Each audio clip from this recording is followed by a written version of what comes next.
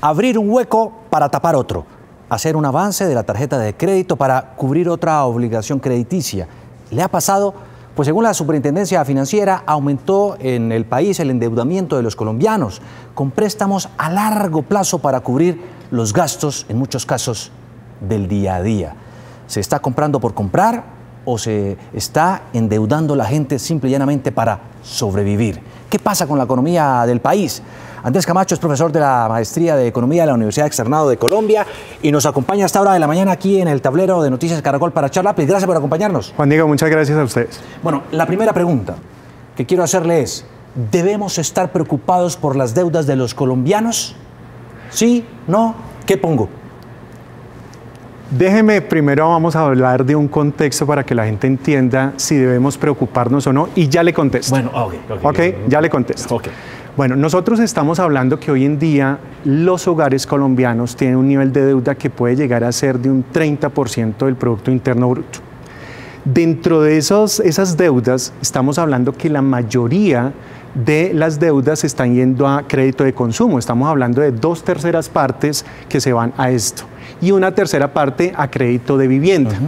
Dentro del crédito de consumo hay alarmas porque lo que tiene que ver con créditos de libre inversión y con créditos de libranza están muy elevados. Estamos hablando del crédito de libranza está pesando un 35% del total del crédito de consumo y los créditos de libre inversión cerca de un 22-25%. El crédito de libranza es el que uno hace a través de del sueldo, el salario que le descuentan directamente, ¿cierto? Exactamente, sí. Entonces ahí es donde empezamos con las preocupaciones. Nos estamos endeudando más porque el crédito de vivienda, el crédito de consumo está aumentando.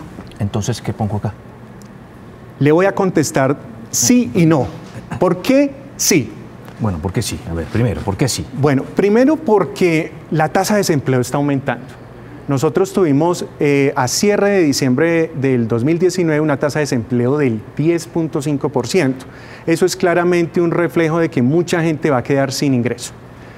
De igual manera, hay que pensar en lo que va a suceder este año, y es que muy probablemente esas proyecciones de crecimiento que nos dio el Fondo Monetario Internacional del 3.6% puede que se bajen por el coronavirus y por los efectos que generan los problemas externos con guerras comerciales como las que tenemos con Estados Unidos y China. Entonces, bueno, por eso sí. ¿Y por qué no? Bueno, ¿por qué no? Porque en estos momentos el sistema financiero goza de una solidez muy grande, especialmente los bancos. No, le tengo la cifra de la Superfinanciera también. 12 billones de pesos ganaron en el 2019 los bancos. Correcto, esa fue la utilidad, exactamente. Eso es mucha plata. Eso, bueno, ¿o no? Sí, estamos hablando 12 billones de ganancias y estamos hablando para el sistema bancario de unas cifras de activos que llegan a los 700 billones, también crecieron. Los retornos sobre los activos, por ejemplo, que también es una cifra que muestra esa solidez bancaria, estamos hablando de 2 puntos, se mantiene. Y la morosidad ha bajado, Juan Diego, la morosidad ha bajado, los colombianos estamos haciendo buenas pagas. Entonces, no hay que preocuparse tanto como de pronto se esperaría. Pero hablemos de estos datos que me parece que son los que se viven en la calle, en el día a día. Un crédito, por ejemplo, de una persona que se gana 2 millones de pesos al mes, o un hogar que recibe ese ingreso, debe estar por el orden del 30% la deuda, pero muchos lo superan. No, déjeme aclararle algo, Juan Diego. Esto está mal. Los colombianos actualmente están destinando un 16% de su ingreso para pagar deudas. Y en deudas estoy hablando de abono a capital y de intereses. Bajamos este año. O sea, cuando miramos 2018-2019 estaba en el 18%. Entonces, es un buen signo, la gente está pagando sus deudas. La proporción de su ingreso que están destinando al pago de deuda ha bajado. Pero entonces, ¿cómo entender que haya justamente mucha preocupación, como lo advierte la misma Superfinanciera, que la gente está teniendo mucho crédito de consumo a largo plazo para pagar cosas del día a día, con libranzas a 15 años para pagar gastos de hoy, o compra de cartera hasta 5 o 6 veces con distintos bancos. Bueno, eso es claramente algo que afecta desde el punto de vista de lo que va a pasar con las probabilidades de no pago. Por supuesto que estamos creciendo en los años, ¿cierto?, que se está manejando este pago de deuda, va a crecer el riesgo de no pago. Pero vuelvo a insistir en la solidez bancaria. Este es un buen momento para que los bancos y en general el sistema financiero crea en lo que está sucediendo en la economía. Y es que esa solidez financiera respalda lo que está sucediendo. A la gente le interesa tener, digamos, una flexibilidad en los pagos, ¿sí?, no ahorcarse como bien lo decimos, y eso es una manera que está viéndose ahora reflejado en el incremento del tiempo en las deudas. Pero también lo que uno puede deducir es que mucha gente tiene créditos no para comprar vivienda, no para bienes durables y demás, sino muchas veces para cubrir otras deudas, ¿o no? Sí. Yo estuve más temprano, profesor Camacho, en las calles hablando con los ciudadanos, y déjeme decirle que mucha gente piensa contrario a usted. La gente sí está hasta el cuello con las deudas, miren.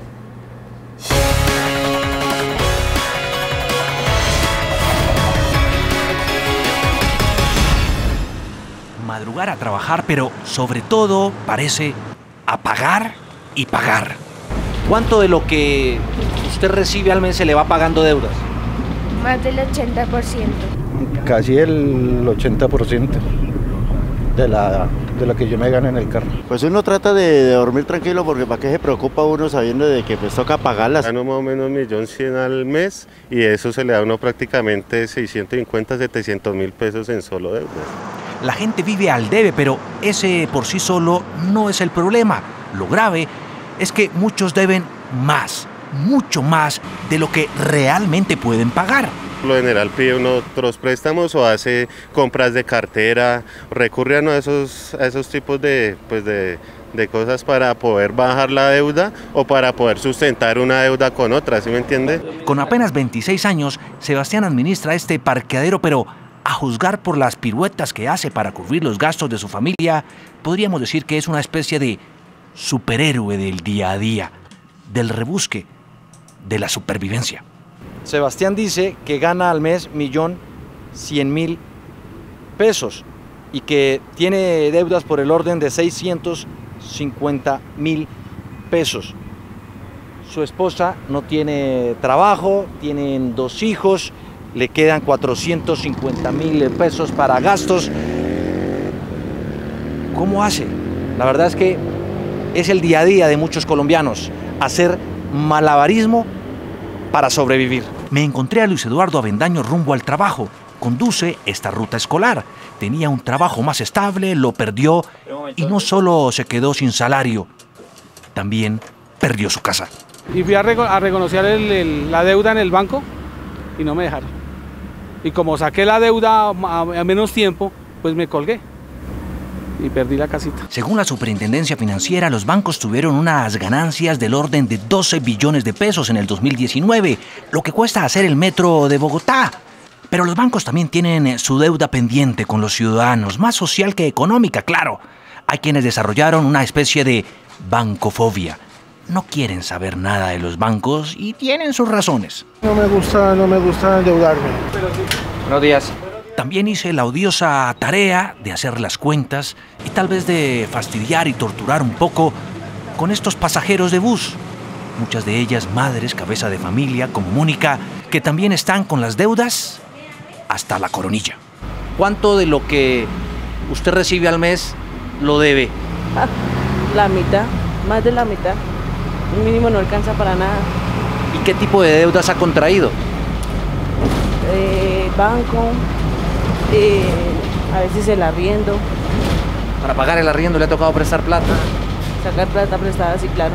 Como el de Mónica, es el día a día de cientos de miles de colombianos que viven tristemente aplicando esa técnica o táctica financiera. Abrir un hueco para tapar otro. La situación está muy dura, muy dura. También hice el ejercicio consultando a muchos ciudadanos a través de mis redes sociales. Y esto fue lo que me dijeron algunos de ellos. Trabajo en una entidad financiera y el tema del endeudamiento es tenaz. Gente con mínimo y tarjetas de crédito por 2 millones. Es muy loco cómo la gente pretende pagar. Juan Diego Alvira, Noticias Caracol. Pues también tenemos a esta hora participación en nuestras redes sociales de los televidentes. Profesor, usted que es doctor en economía y sabe tanto de este tema. Mire, Byron le quiere preguntar esto. Los bancos tienen responsabilidad en que los ciudadanos se conviertan en malabaristas financieros. No ponen límite a quienes se endeudan desmedidamente y luego los ahogan con acciones de cobro. Al final terminan quitándoles todo, lo cual no se ve bien. Y aquí hay otro, de paso, de una. Otro de los trinos de nuestros televidentes a esta hora de la mañana. Bueno, ¿qué le respondemos a Byron? A ver, yo creo que aquí hay que mirar dos puntos. Una cosa es que el sistema financiero esté sólido y que tengamos tranquilidad en cuanto al riesgo que pueda haber en la economía a futuro frente a la no solidez del sistema financiero. Y otra cosa es las decisiones que toman las familias al interior. Muchas familias, acá nosotros tenemos que distinguir entre tipos de familias. Hay familias que pueden tener ingresos de 8, 10 millones de pesos, hay familias que pueden tener, o más, por supuesto, y hay familias que pueden tener por debajo. Cuando uno mira, por ejemplo, las cifras del DANE sobre cómo se distribuye el gasto dentro de la canasta familiar, obviamente las familias que tienen bajos ingresos tienen que destinar una mayor proporción de su ingreso a pago de vivienda, sea para pagar sus créditos o para pagar sus arriendos y alimentos. Es en las dos cosas que más destinan y podemos estar hablando de un 60-70% en promedio, mientras que en las familias de ingresos más altos esto puede llegar a ser de un 15-20%. Claro.